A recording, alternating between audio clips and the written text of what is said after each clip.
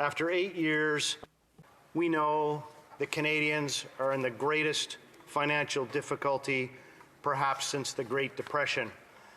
As the leader of His Majesty's loyal opposition has taken to saying many times, if the lines outside a food bank were in black and white, the pictures were in black and white, everybody would believe that we were back in the so-called dirty 30s. This NDP-Liberal government has shattered the dreams of many Canadians.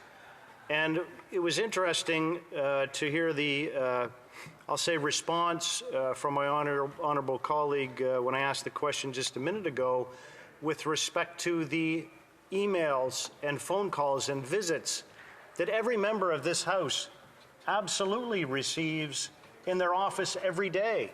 And I can't understand, Mr. Speaker, why they choose to ignore those folks who put them there. And we know very clearly, Mr. Speaker, because everybody wants to look at a poll now and again, that it's at their own peril. And I would suggest, Mr. Speaker, that Canadians, as I said in French, are not foolish, that they recognize very clearly the peril that their financial situation is in. We know that Canadians, many of them, are $200 away from being broke at the end of the month. And of course, that is a situation which nobody wants to be in. We know many Canadians, of course, are way beyond that. Visits to food bank, 2 million Canadians visiting food banks. That's 5% of the population.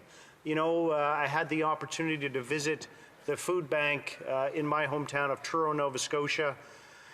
And sadly, Mr. Speaker, what we know is that their client roster has ballooned to 1,800 folks in a small town of around 12,000 people. 1,800 clients.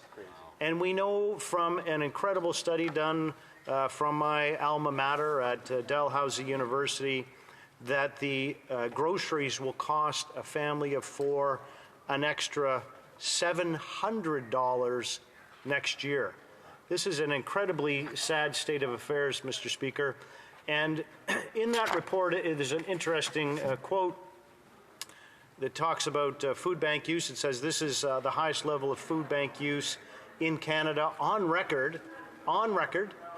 And another quote that in 2024, it's probable Canadians will continue to experience the strain of food inflation compounded by increasing costs of housing, energy, and various other expenses.